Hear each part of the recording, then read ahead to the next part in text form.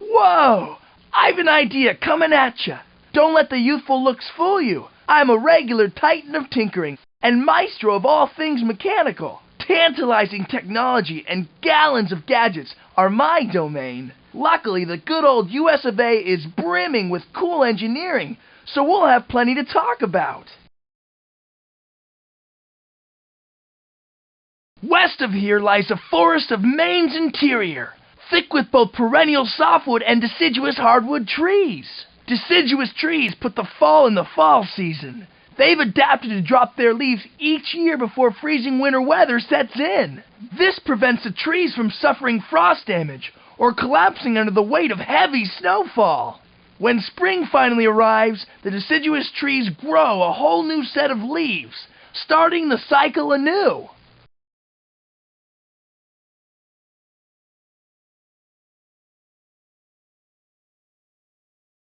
The beautiful Maine coastline has dazzled generations of Americans. But ever wonder where it gets a unique craggy look?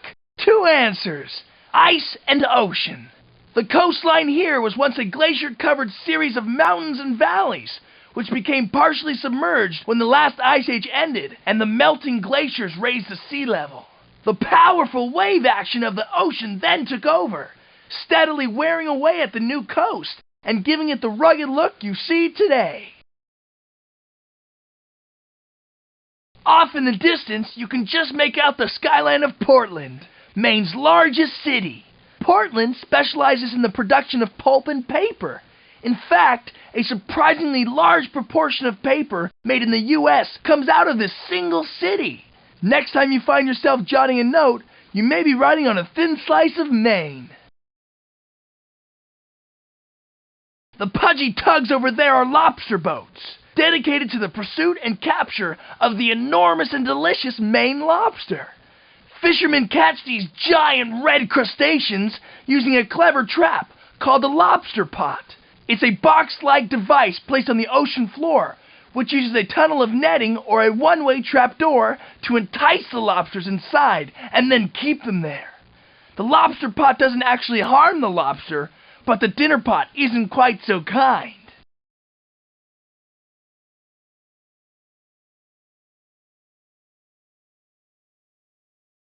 This illuminating cyclops is a Portland headlight. It's the oldest lighthouse in Maine and has been a real guiding light to ships entering Portland Harbor over the past 200 years. Talk about a long-lasting light bulb. Most early lighthouses produced their beam using a bright burning oil lamp invented by a Swiss scientist named Argand. This wasn't nearly as bright as today's electric filaments, but hey, a dim light is better than no light. Bye for now. Feel free to call me back for more techno facts.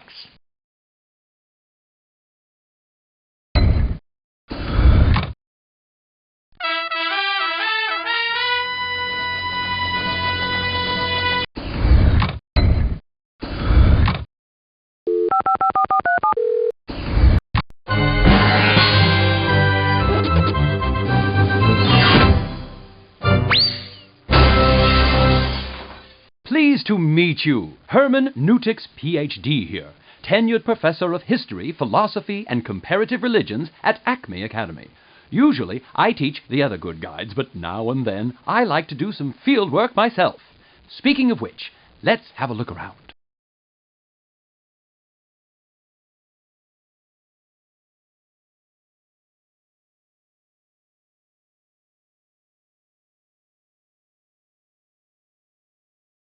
The square is quiet now, but that's not always the case. Every year, just before Lent, New Orleans becomes one huge party with crowds, costumes, parades, dancing, and lots of eating. It's called Mardi Gras. That's French for Fat Tuesday.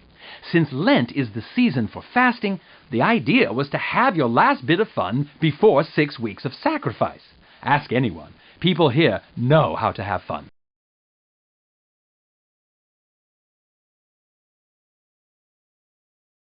This grand arched edifice is the Cabildo, The Spanish built it as their capital building back when Spain controlled this city in the late 1700s. Nowadays, it's a museum showcasing the different cultures of the area, going all the way back to the original Native American Indians. Intriguing stuff. Here's St. Louis Cathedral, the oldest Catholic cathedral in the USA. The French and Spanish people who built New Orleans were nearly all Catholic, so that religion has very deep roots here.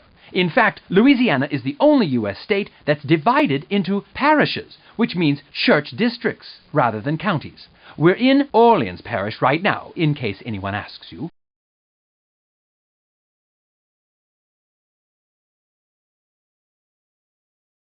We're in Jackson Square, named for Old Hickory. Now that's President Andrew Jackson.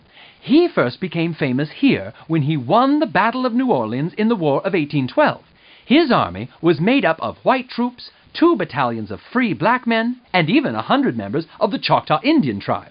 Just like this town, Jackson's army was a real cultural mix.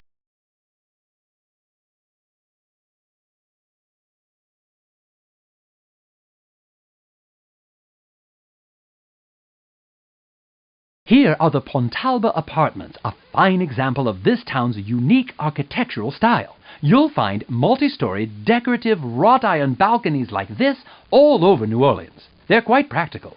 In a hot, rainy town, you want a breezy outdoor space with a dry roof overhead. It's a sensible style with a magical look. New Orleans is not a typical American city. Many of the oldest U.S. cities were founded by a single country, like England. But New Orleans has a much more complex origin. It was a French settlement, then it was run by the Spanish, and later the U.S. bought it as part of the Louisiana Purchase. Now mix in immigrants from Africa, Italy, Ireland, and everywhere else, you get a very spicy town. Goodbye then. It's been a pleasure.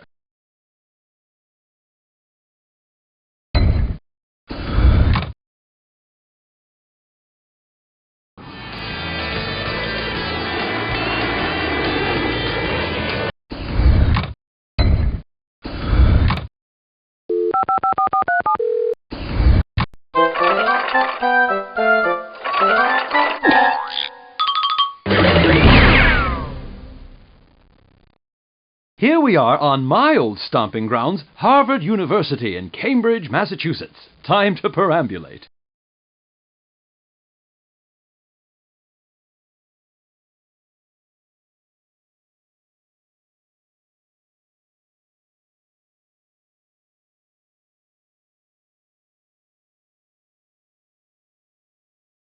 Harvard is here in the city of Cambridge, just across the river from Boston.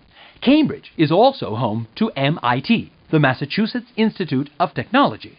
These 2 schools make this town a very important source of new thinking and research for our country and for the world, not to mention the Acme Detective Agency. Here's Widener Library, started in 1838 with John Harvard's personal collection. Since then, it's grown into the largest university library in the world, with over 10 million books. That's even more than I've read.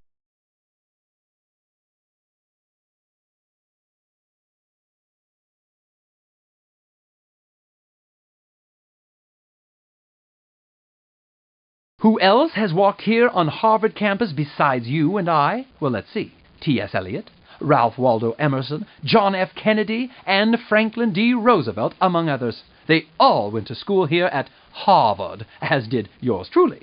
Unlike those fellows, however, I didn't turn out famous, simply brilliant.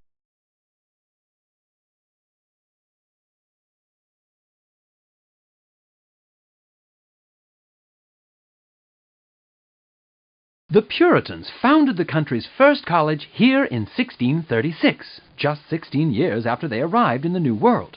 For its first 2 years, the new school had no name, but when a prominent minister named Reverend John Harvard died and left his books to the school, a new name was born. Harvard College, now part of Harvard University, has stood here ever since. Goodbye then. It's been a pleasure.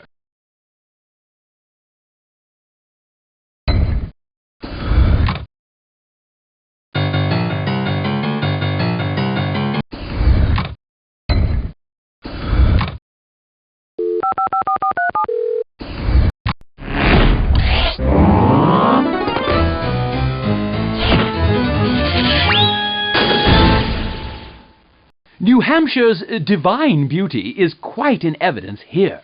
Please join me for a look around the Canterbury Shaker village.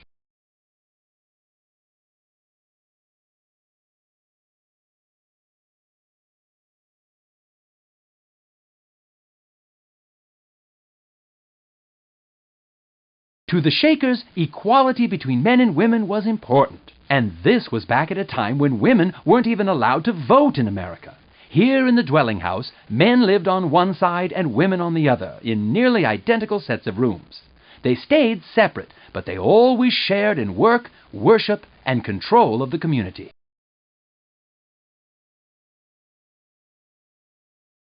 Shaker women worked here in the sisters' shop. Hands to work, hearts to God was their motto, and it showed. Shaker tools, foods, and other products were top quality and sold well all over the country. Even today, original Shaker furniture is quite prized, therefore quite pricey. Here's the Shaker Children's House, where children lived with their caretakers. Shakers didn't believe in marriage or having their own offspring, but they adopted orphans, raised them, and cared for them. Once they reached adulthood, they could either stay in the community or move back out into society. The no marriage rule is the main reason the Shakers died out. Canterbury was one of a dozen Shaker religious communities in the United States. During the 19th century, thousands of Shakers lived in communal farms like this one, sharing their belongings and praying and working together. The religion started in England, where its leader, Mother Ann Lee, was jailed for her beliefs. That's why the Shakers moved here, for religious freedom. The Shakers weren't always called Shakers. They got the nickname because of how they worshipped. Here in the meeting house, men and women stood in separate groups facing each other, singing hymns and shaking with religious fervor. The religion's official name was the United Society of Believers in Christ's Second Appearing. Shaker is just a little catchier, I'd say.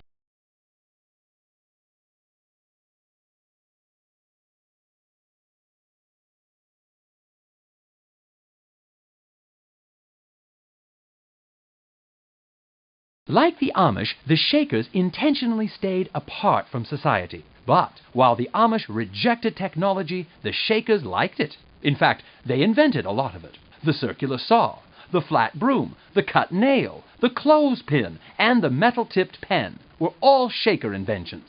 Were it not for these folks, you might still be writing with a quill today. Goodbye, then. It's been a pleasure.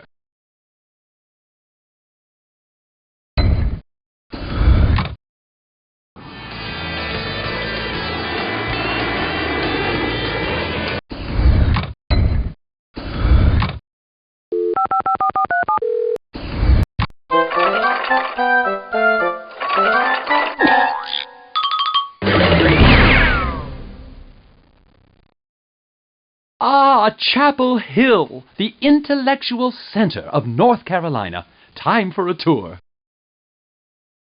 Here's the Old Well, official symbol of the University of North Carolina at Chapel Hill. But it's more than just a symbol. For the school's first few decades, this was the only source of water on the campus. That was before the days of Perrier and Evian.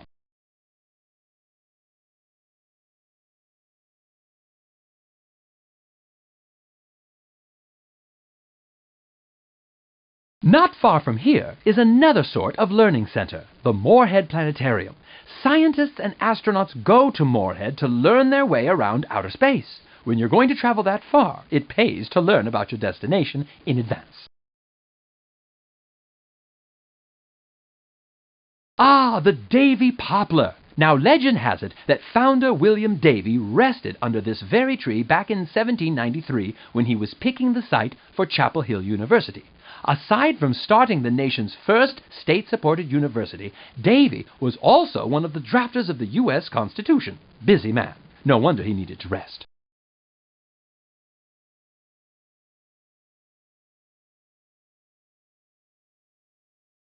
Chapel Hill makes up one of the points on North Carolina's Research Triangle.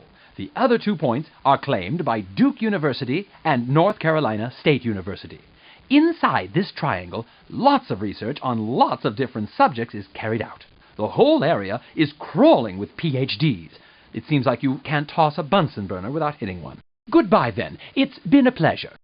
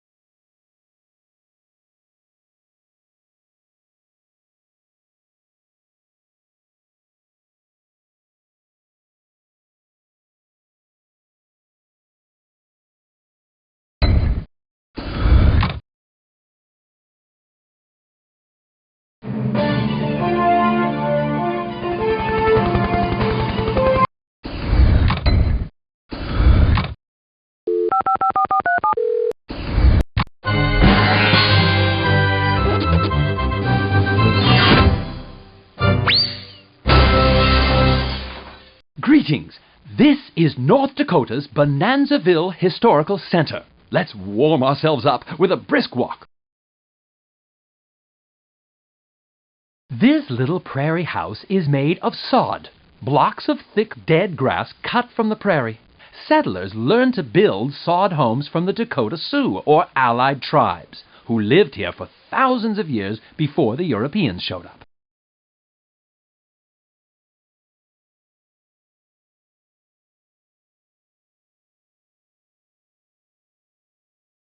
The Haberstad family moved into this log cabin back in 1874. They were immigrants from Norway. During that decade, about 34,000 people moved here to the North Dakota Territory. The government gave away millions of acres in small land parcels to people like the Haberstads, immigrants with little money but enough energy to tame a wild place.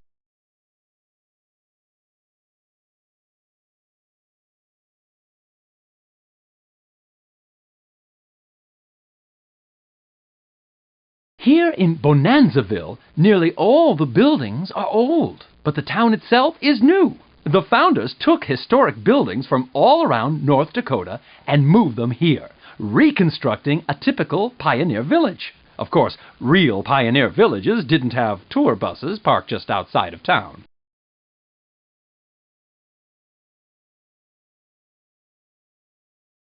Ah, the Fernberg General Store. Now, if you were a rancher around the town of Osgood and you needed 50 pounds of coffee, a barrel of nails, or a bottle of bull medicine, this was where you got it. Oh, and I'm pretty sure they didn't take credit cards back then.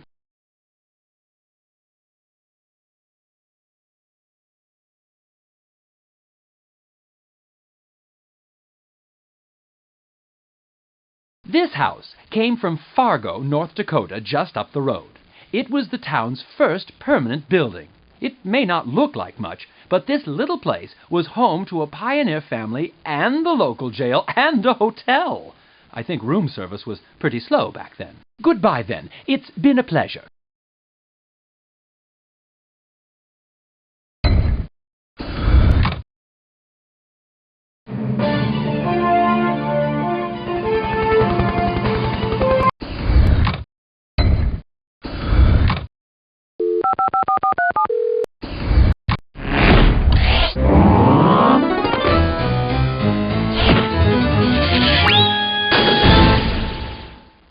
Ah, yes, University Circle in Cleveland, Ohio. I quite like this town, and I'm sure you will too. See that pointy church spire behind those trees? Many Clevelanders call it the Oil Can Church because it's shaped like an old-fashioned oil can. That nickname may seem a bit informal for a church, but that's Cleveland for you. Open-minded and tolerant, especially about religion. There's a wide range of different religious and ethnic groups here, so tolerance is a very sensible policy.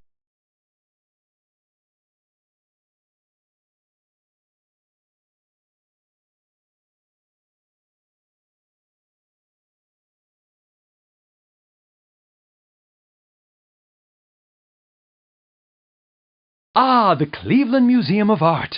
Now you could stand on these steps and survey all of surrounding University Circle. Schools, museums, lakes and gardens. Or you could wander inside and see 30,000 works of art spanning history and coming from places around the world. A tough choice, but either way you can't lose. This pensive fellow is The Thinker, a replica of Rodin's famous original. The statue's left side was damaged during the 1960s by demonstrators protesting the Vietnam War. Instead of fixing it, the city decided to leave it broken as a reminder of the national turmoil of the time. What would Rodin have thought?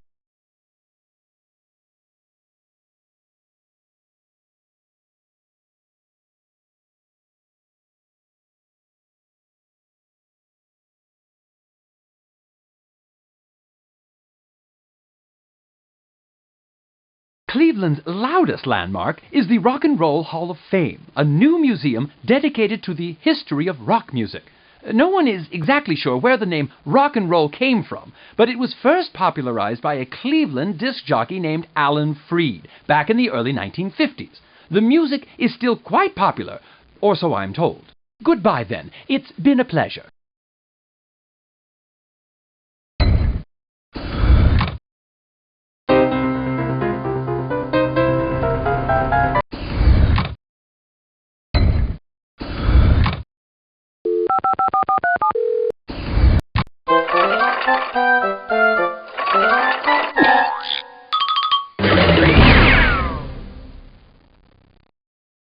Here we are in charming Charleston, South Carolina. Let's take a walk and see what we find.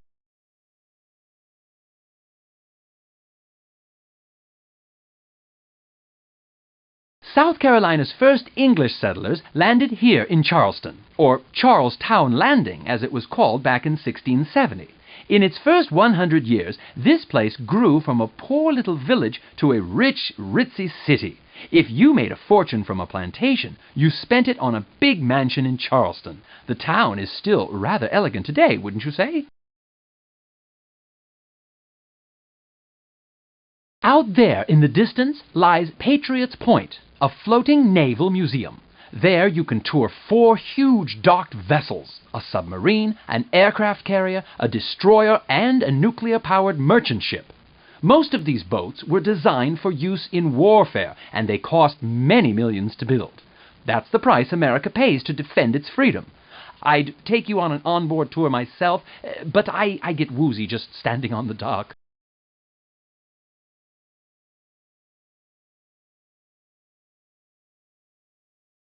Recognize that island fortress? It's Fort Sumter, where the Civil War began.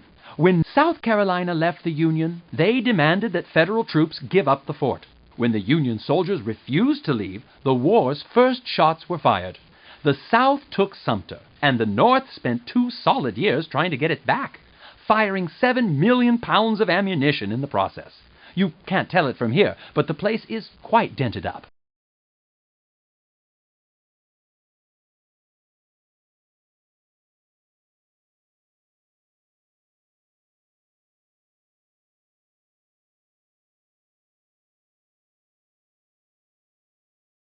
This lovely park at the peninsula's tip is White Point Gardens. Most folks call it the Battery, after the battery of cannons that line the water's edge. From those very cannons, the Civil War's first shots were fired across the water at Fort Sumter. It's a much quieter place now, and I, for one, prefer it that way.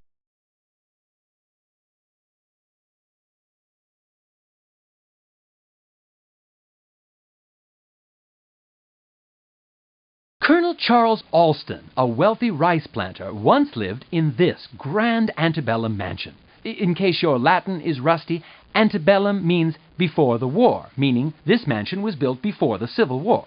From the columns in front, there's a grand view of Charleston Harbor, which has a long and memorable history.